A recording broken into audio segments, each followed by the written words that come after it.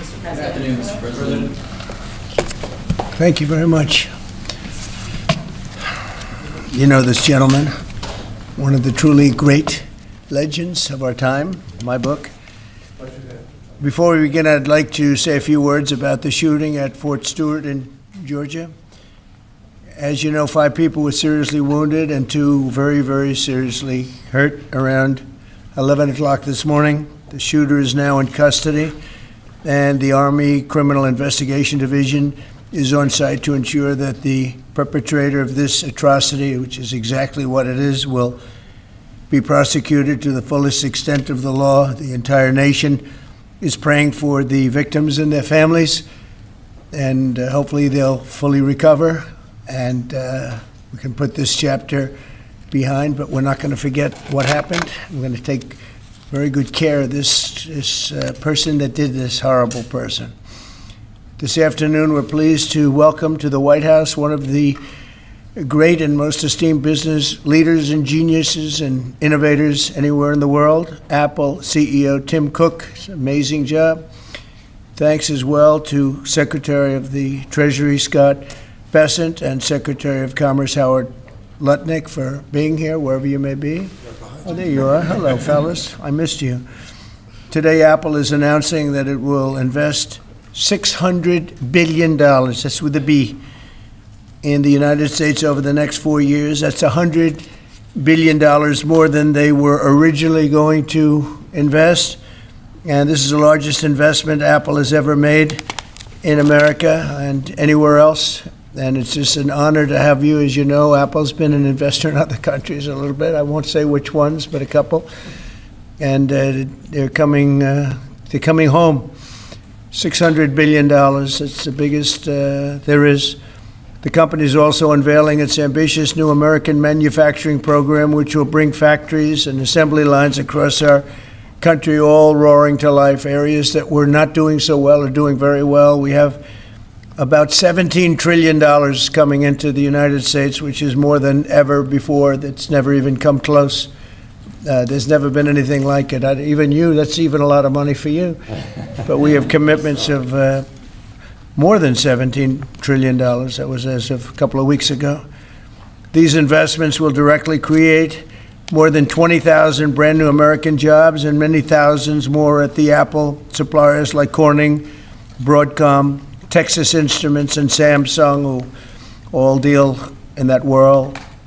As part of this historic commitment, Apple will massively increase spending on its domestic supply chain for the iPhone and will build the largest and most sophisticated smart glass production line in the world in Harrodsburg, Kentucky, which is a great, actually, I did very well there. I like it because I see I did very well there.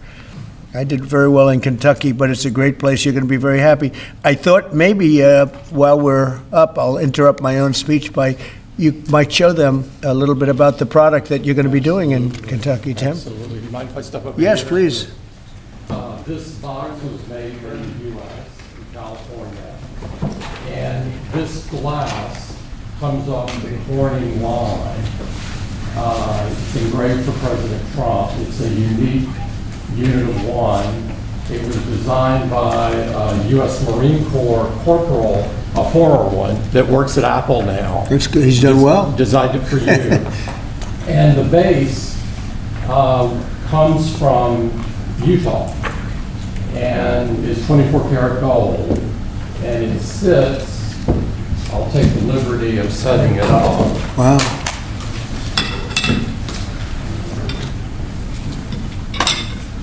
Well, let's see. There we go. Congratulations, Thank you Mr. very much. President. It's Thank you so fantastic. much. The great people of Kentucky. You're going to find it a great place to do business, too.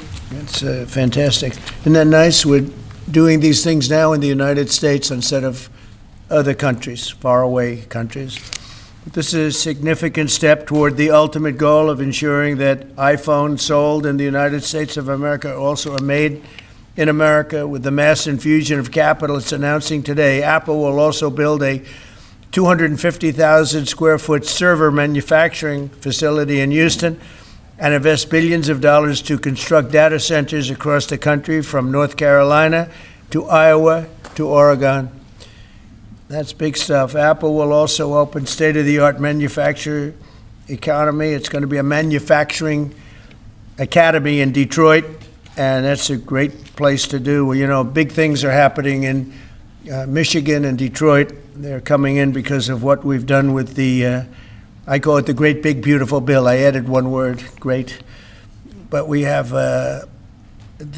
probably the biggest, most comprehensive piece of legislation ever passed. It's going to mean unbelievable numbers of jobs, and no jobs on, think of this, whether it's tips or overtime or Social Security, no tax. So no tax on tips, no tax on Social Security, no tax on overtime. And it's just a small bit of it.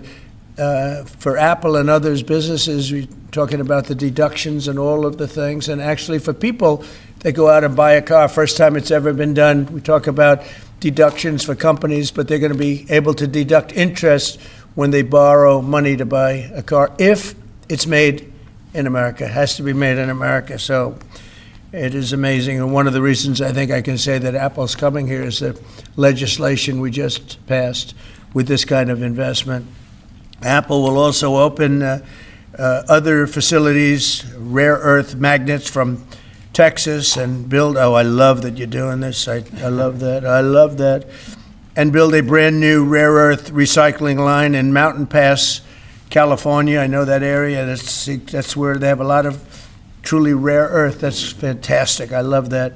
And Apple will help develop and manufacture semiconductors and semiconductor equipment in Texas, Utah, Arizona, and New York.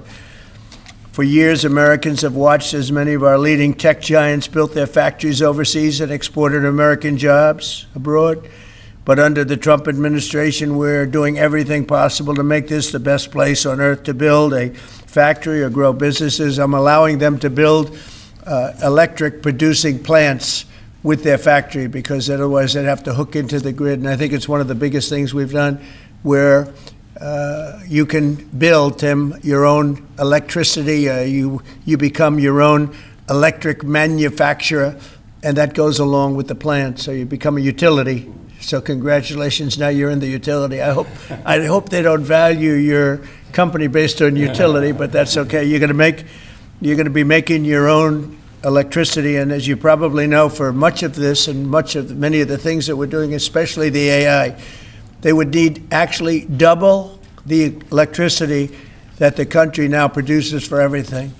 So it's massive electric, and they're going to be able to make their own, and they're getting very fast approvals. Lee Zeldin is doing a fantastic job, including with a 100% expensing on the one big, beautiful bill. In return, we're asking our businesses to invest in America, and they're coming in at levels that we've never seen before. So I don't know when it shows up, but there are a lot of factories and a lot of plants that are either under construction or soon will be starting construction. So can't tell you exactly when, but I want to be around in about a year from now and 2 years from now, because we're going to see an explosion, I think, like this country has never seen before.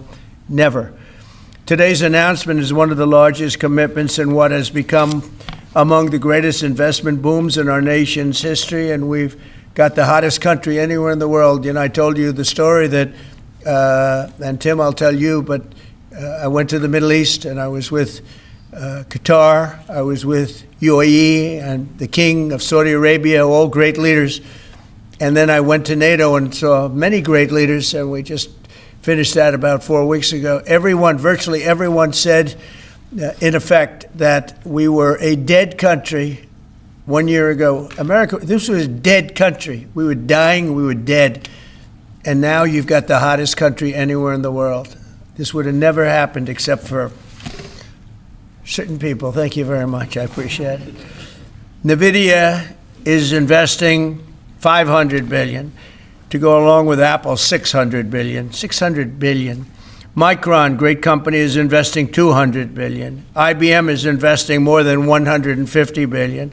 SoftBank is investing substantially more than $100 billion. TSMC is investing $200 billion. Johnson & Johnson, $55 billion. Merck, Stellantis and General Motors are putting many, many billions in. They haven't determined the final number. And many other countries are investing tens of billions of dollars, and I'm not going to give you the whole list because the list is too long to read. But it's hundreds of billions and even trillions. I mean, it's trillions of dollars is being invested right now. Last week, it was announced that our economy grew at 3% in the second quarter, and consumer confidence is surging. Blue-collar wages are rising rapidly. Costs are way down. You know, I listen to these horrendous frauds on CNN and various other fake news networks, and they say costs are up. No, costs are down. Gasoline is down. It's going to soon, I believe, be less than $2 a gallon.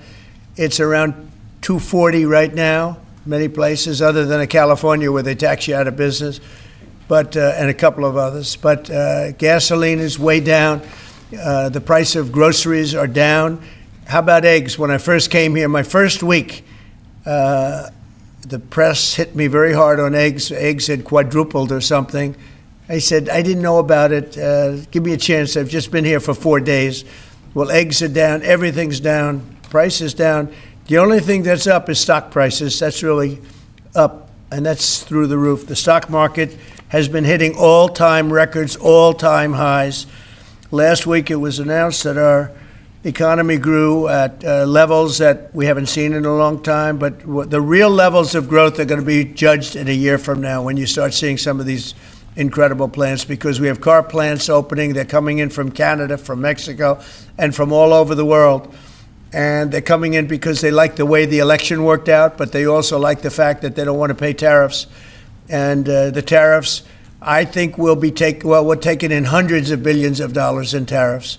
I won't be so specific other than to say, because we don't even know what the final number is. We just made a deal, as you know, with the EU, where they're paying hundreds of billions of dollars. Japan paying hundreds of billions of dollars, and numerous other countries paying hundreds of billions of dollars. And we're not even completed there. And as you know, they found $25 billion 3 weeks ago. They said, we have a surplus of $25 billion. And they said, where did this come from? I said, check the tariffs. And they checked. They said, you're right, that's where it came from. And we've really just started. This is just in its infancy. So we have a great country. We have a country that is going to be very rich. It's a country that we're very proud of, but it's going to be very rich. And it's companies like Apple, they're coming home. They're all coming home. And we want them to come home. They have to come home. We're going to treat them really well. We're going to be putting a very large tariff on chips and semiconductors. But the good news for companies like Apple is if you're building in the United States or have committed to build, without question committed to build in the United States, there will be no charge.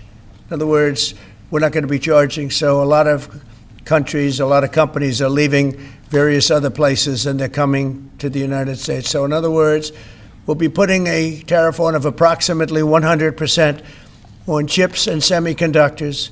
But if you're building in the United States of America, there's no charge, even though you're building and you're not producing yet in terms of the big numbers of jobs and all of the things that you're building. If you're building, there will be no charge. So I just want everyone to know that. And I didn't even tell you that inside. We discussed the concept, but I didn't. So it's a big factor. So 100% tariff on all chips and semiconductors coming into the United States.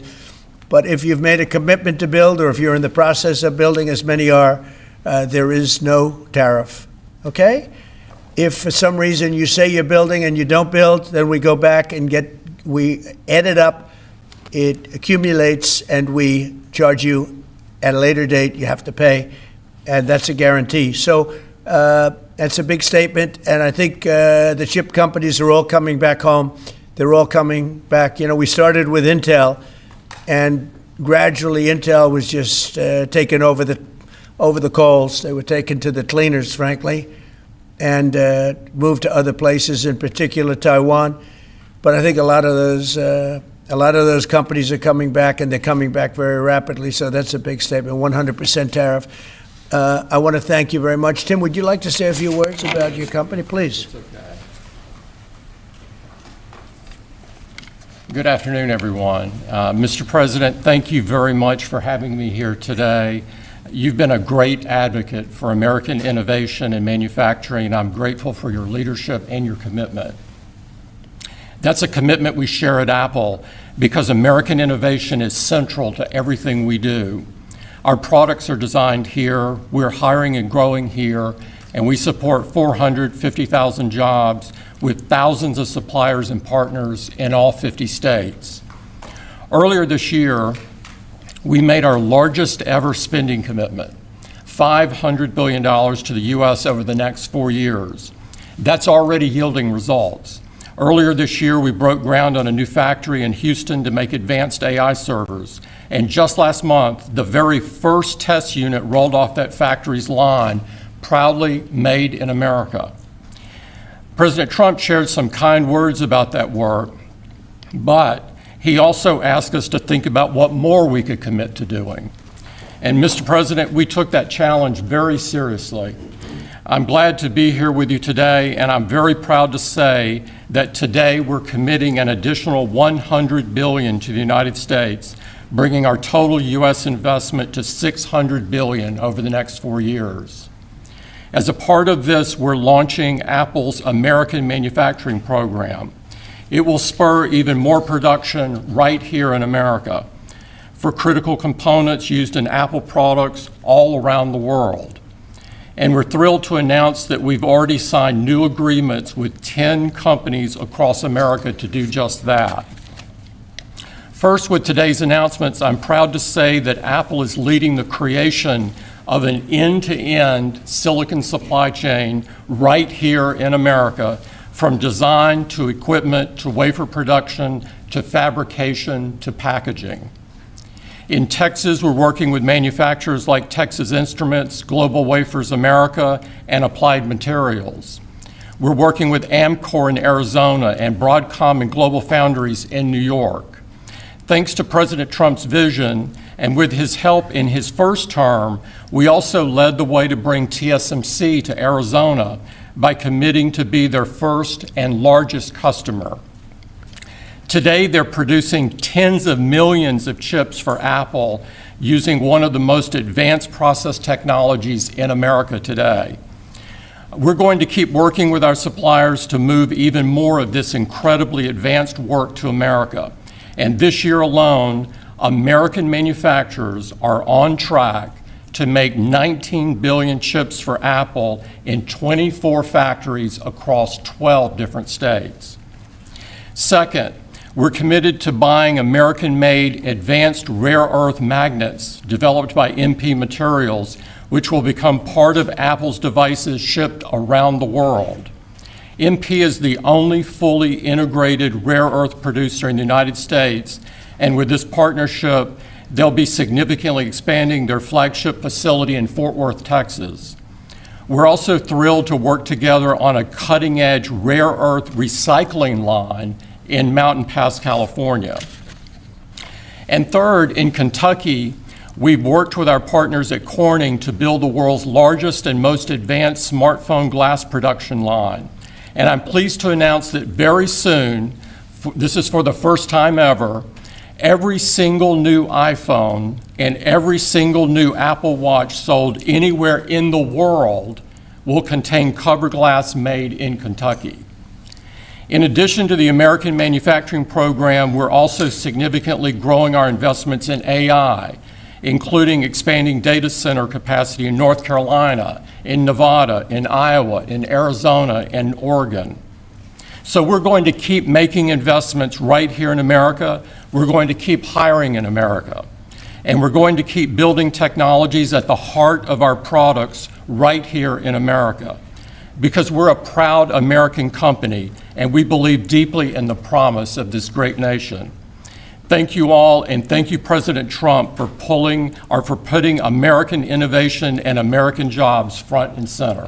Thank you, sir. Great honor. Thank you. Very much. Thank you. Appreciate it. What a job he's done. What a job. Incredible. I want to thank you very much, and thank you, JD, for helping along. Good job. Really good job. Any questions, please? Mr. President, Yes. you promised on the campaign trail to bring forth a manufacturing renaissance. You just mentioned $17 trillion in your first 7 months or so. Right. Can you talk about how an investment like this, all the other ones that you laid out, will positively impact the millions of Americans that trusted you with their vote? Thank you very much. It changes our country. I mean, our country is a very different country than it was 6 months ago. And people like Tim are coming. We had Micron in yesterday. We had all of the big, great companies that you read about, you don't know about, but you read about. Many of them were making products outside of our country. Foolishly, we lost them. If we had the right person sitting in that seat, that would have never happened 20 and 30 years ago. When you look at the chip business, it would have never left our shores. We had 100% of chips originally, and then we slowly got taken down to nothing. We have the biggest chip companies, the both of them, but we have the biggest in the world coming in. They're going to Arizona and beyond. And we're going to have, in a short period of time, we'll be up to almost 50% of the chips from starting in nothing. And that's something. But we have the greatest companies in the world coming into our country. And that means jobs, and it means wealth. And wealth means security for our people. Okay? Brian? Yes, sir. Congratulations on this investment, President Trump. And Thank you. What a great example of putting America first. What does the labor force look like to fill these jobs that you have? Do we have enough skilled American workers to fill this? Well, we do have a lot of workers, and we have a lot of workers that hadn't been looking for work because they were disincentivized, frankly. And people like Tim have tremendous schools and training centers that they build along with a lot of their big plants where they train people on whether it's glass, like in Kentucky, or computers, or whatever they might be doing. It's a complex world, and they train people, and they do a great job. So it's a whole new workforce. Now, we have a lot of them in energy because, you know, they've always liked energy. As you know, coal has opened up big. We brought it back and brought it back in a very large way. You know, China's right now building 58 coal-fired plants, 58 big ones. And here we were saying we don't take coal. We have more coal than anybody else in the world. We have more oil and gas than anybody else in the world. But we have tremendous energy jobs, and the energy, as you know, we're booming with energy.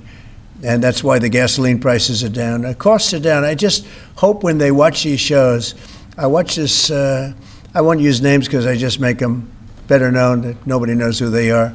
But I watch this group of people on CNN and MSDNC too, the same thing, where they say, well, costs have gone up. Costs haven't gone up, they've gone down.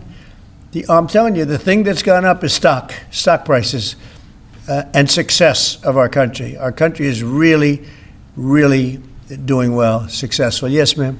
Yes, Mr. President, have Putin and Zelensky agreed to a summit yet? And where and when would that be? Well, there's a very good prospect that they will. And we haven't determined where, but we had some very good talks with President Putin today. And there's a very good chance that we could be ending the end of that road. That road was long and continues to be long, but there's a good chance that there will be a meeting very soon. How close do you think you are to a deal?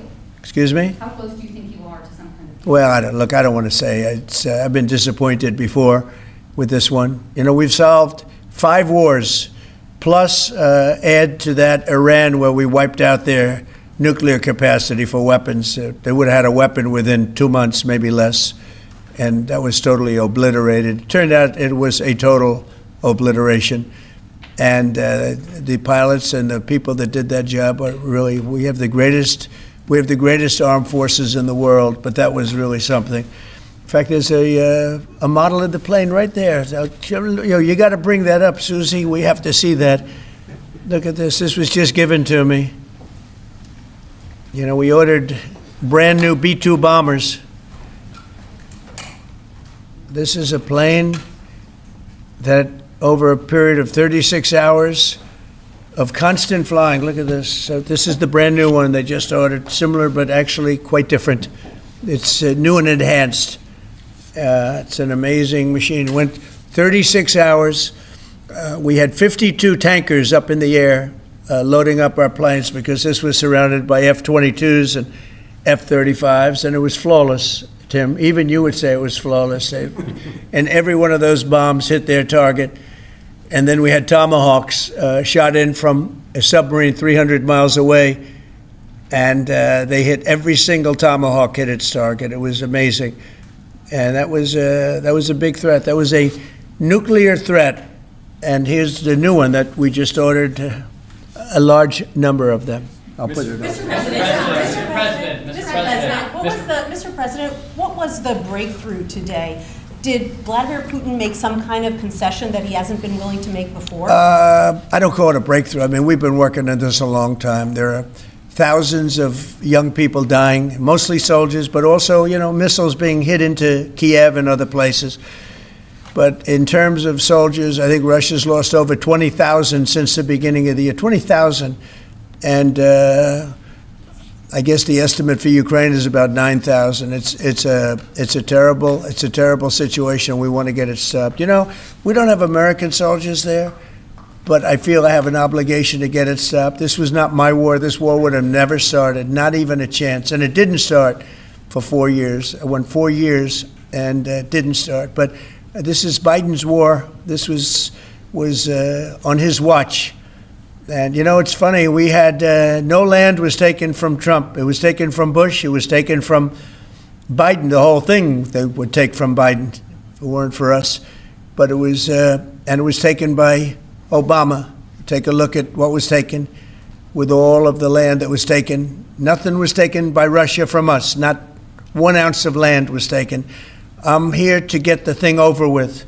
It would have never started if I were president. And we're here to get it stopped and get the death stopped. Yeah, please. Mr. President, in the past, you said you would know if Putin was tackling you wrong. What gives you any confidence that he is or isn't doing that this time around? Can't answer the question yet. I'll tell you in a matter of weeks, maybe less. But we've made a lot of progress. And as you know, we put a 50% tariff on India on oil. They're the second largest. They're very close to China in terms of the purchase of oil from Russia. But so I don't know if that had anything to do with it, but we've had very productive talks today. Yes, ma'am? President Trump, on federalizing D.C., are you considering taking over the D.C. police? Is that an option on the table? We're considering it, yeah, because the crime is ridiculous. I could show you a chart comparing D.C. to other locations, and you're not going to want to see what it looks like. It was just up on television, actually, they were showing it. Now, we want to have a great, safe capital. And we're going to have it. And that includes cleanliness and it includes other things. We have a capital that's very unsafe. We just almost lost a young man, beautiful, handsome guy that got the hell knocked out of him the night before last. And I'm going to call him now. We wanted to give him a little recovery time.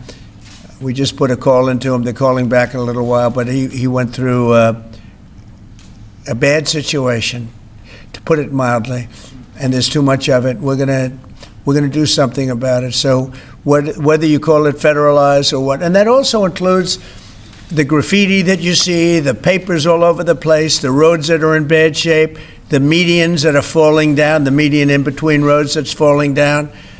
We're gonna beautify the city. We're gonna make it beautiful. And what a shame. The rate of crime, the rate of muggings, killings, and everything else, we're not going to let it. And that includes bringing in the National Guard, maybe very quickly, too. And do you want Congress to look at overturning the D.C. Home Rule Act? We're going to look at that. In fact, the lawyers are already studying it. We have to run D.C. This has to be the best-run place in the country, not the worst-run place in the country. And it has so much potential. And we're going to take care of it. You're going to be safe. You're going to be safe walking down streets. You're not going to get mugged. Mr. President, if you do reach a deal with Ukraine and Russia, would you drop the additional tariffs on India? Well, we'll determine that later. But right now they're paying a 50% tariff. Okay. Yeah, please. One for Mr. Cook as well. On the yeah, please. Sure. The president wants a made in the USA iPhone. What are the chances that you can actually make that happen? Well, if you look at the bulk of it, we're doing a lot of the semiconductors here. We're doing the glass here. We're doing the Face ID module here. And so there's a ton of it. And we're doing these for products sold elsewhere in the world. And so there's a lot of content in there from the United States. But what about the whole thing? We're very proud of it. Can you make the whole thing is here? just the final assembly that you're focused on. And that will be elsewhere for a while. He makes many of the components here, and we've been talking about it, and the whole thing is set up at other places, and it's been there for a long time. So in terms of cost and all, but I think we may incentivize him enough that one day he'll be bringing that. But he brings most of the stuff. Look, he's not making this kind of an investment anywhere in the world, not even close. He's coming back. I mean, Apple's coming back to America. Thank you. Mr. President, Indian officials Let me said- go, please. Indian officials have said that there are other countries that are buying Russian oil. It's okay. Like China, for instance, It's buys okay. more. Yeah. Why are you singling India out for these additional It's sanctions? only been 8 hours, so let's see what happens We're over the gonna see next. more secondary sanctions You're going very to see a lot soon. more. So this is a taste of You're what's going to to see a come. lot more. You're Mr. going to see so much You were the driving- secondary sanctions. Yes, ma'am. Sorry, you were the driving force behind Operation Warp Speed, these mRNA vaccines that are the gold standard. Right. Now, your health secretary is pulling back all the funding for research. He's saying that the risks outweigh the benefits, which puts him at odds with Research the on entire what? medical community and with you. What is going Yeah. on Research on what? into mRNA vaccines? Well, we're going to look at that. We're talking about it, and they're doing a very good job. And, you know, that is a past.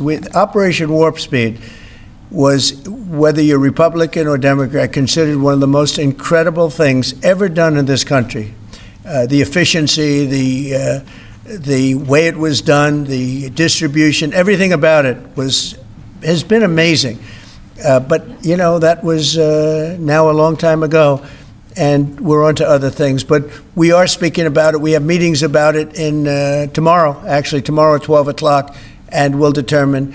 We're looking for other answers to other problems, to other sicknesses and diseases, and I think we're doing really well. Yes, ma'am, please. Thank you, Mr. President. You said many times that you want to stop wars in the Middle East. Now, Prime Minister Netanyahu is contemplating reoccupying Gaza entirely. Is he defying you, sir, or are you giving him a green light?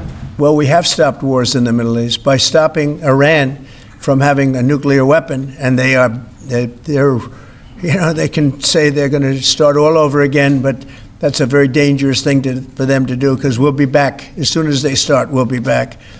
And I think they understand that. They're just words. But no, we've stopped a lot of wars in the Middle East. If you think about what we did with Iran, Iran was the perpetrator of hate, a very evil place, and I think it's going to be a lot different in the coming years. Mr. President, on the India penalties, do you have any similar plans to enact more tariffs on China as it relates Could to their happen. purchases? Could happen. Depends on how we do. Could happen. Mr. President, Brian? Yes, I've got an entertainment-based question for you. A few weeks ago, Stephen Colbert announced that he was leaving his show. Howard Stern announced that he and Sirius XM Radio are parting ways. Do you think the hate Trump business model that's been in the entertainment business is going out of business because it's not popular with the American people? Well, it hasn't worked, and it hasn't worked really for a long time, and I would say pretty much from the beginning. Colbert has no talent. I mean, I could take anybody here, I could go outside on the beautiful streets and pick up a couple of people that do just as well or better. They get higher ratings than he did. He's got no talent. Fallon has no talent. Kimmel has no talent. They're next. They're going to be going. I hear they're going to be going. I don't know, but I would imagine because they get, you know, Colbert has better ratings than Kimmel or Fallon. You know that. Howard Stern, it's a name I haven't heard. I used to do a show, used to have fun, but I haven't heard that name in a long time. What happened? He got terminated? Yeah, they're going to separate ways because I think what they're offering salary-wise is real low than what he's getting. You know when he went down? Whenever you want. You know when he went down? No, before. When he endorsed Hillary Clinton, he lost his audience. People said, give me a break. He went down when he endorsed Hillary Clinton. Mr. President, have you talked to Governor Cuomo? Started interviewing Fed candidates yet? Yeah, we've started the interviewing process. Scott and I and Howard, a lot of people, JD, we have some great candidates. It's probably down to 3. He doesn't want the job. He said, do you like this job better? Yes, sir. I mean, he was a candidate, but I don't think he'll take it. I really don't think he'd take it, actually. Are there any candidates from Wall Street Essentially, we're all from Wall Street, aren't we? You know, when you get right down to it, the term Wall Street. Yeah, please. Yep, you made your tax cuts permanent. You mentioned that the tariffs are bringing in a ton of external revenue. You've opened up markets, the EU, Japan, South Korea, many others, to American goods like we've never seen before. How much growth can we expect in the economy now that this model of yours is sort of beginning to really take off? Well, I think the growth is going to be unprecedented. I think we're going to have growth that's unbelievable. Now, remember, we're building and just starting to build a lot of these incredible plants. We talked about the electric facilities that we're building, the generating plants, electric generating plants. Are massive, and they're going to be great, and they're going to sell excess electricity into our grid. So we're going to be having much more electricity than we ever had, and those plants are going to be taken care of individually. I know Tim is building one in one of his big factories, but especially for AI because it needs so much electricity. So I appreciate the question very much, and I think the growth is going to be unprecedented. Did you have a phone call with Andrew Cuomo? Did you speak to Andrew Cuomo? I haven't. No, I haven't. Mr. President, have you been briefed on what Ghislaine Maxwell told Todd Blanche? No, I haven't. So you don't know whether I don't came know. up in the I know Todd conversation is or a very not? respected person all over the country, all over the world legally, so I don't know. Mr. President. Yeah, please, go ahead. Will the new Fed governor be temporary? We're probably going to go with a temp and then a permanent, I think. Are the two So the temp is going to be named, I'd say, over the next 2-3 days, and then we're going to go permanent. Are the two Kevins the leading contenders for the permanent spot for the chair? Well, the two Kevins? The two Kevins are absolutely, yeah, they're both very good. Mr. President. The two Kevins, very good. Mr. President, is Vice President Vance hosting a gathering this evening to talk about how to respond to the Epstein situation? Is he working on what? Is he hosting some kind of gathering of top advisors this evening to talk about how to respond to the Epstein situation? I don't know. I could ask you that question. I don't know of it, but I think, here's the man right here. I saw it reported today, and it's completely fake news. We're not meeting to talk about the Epstein situation, and I think the reporter who reported it needs to get better sources. Look, the whole thing is a hoax. It's put out by the Democrats because we've had the most successful 6 months in the history of our country, and that's just a way of trying to divert attention to something that's total bullshit, okay? Yeah, please. A new Gallup poll says that Elon Musk is the most unpopular public figure in the country right now. I'm wondering, do you miss having him around the White House, or is that poll accurate? I don't know if the poll's accurate. I think he's a good person. I think he had a bad moment, really bad moment, but he's a good person. I believe that. President Trump, are you keeping that 10 to 12 day deadline? China facing potential secondary sanctions for Yeah. Russian oil. Them having that tariff or sanction rather or not hinges on what going forward? It may happen. I mean, I don't know. I can't tell you yet, but we did it with India. We're doing it probably with a couple of others. One of them could be China, yes. Are you keeping that 10 to 12 day deadline that you had given Russia after today's talks? Yeah, we're pretty much getting close to it right now, but we're having very serious talks right now about getting out of Ukraine, getting it settled, getting it ended. Should have never started, would have never started. If I were president, it would have never started. I want to thank Tim Cook. He's a great, great man, a visionary, a businessman, just about every quality he can have other than athleticism. I don't know about that. I'm looking at him. I'm not 100% sure about you. You're a good athlete. I'll bet you're pretty good. I think he's good at everything, but I want to thank you very much, Tim. Thank you, sir. Congratulations. Thank you all very much. Thank you. Thank you, Chris.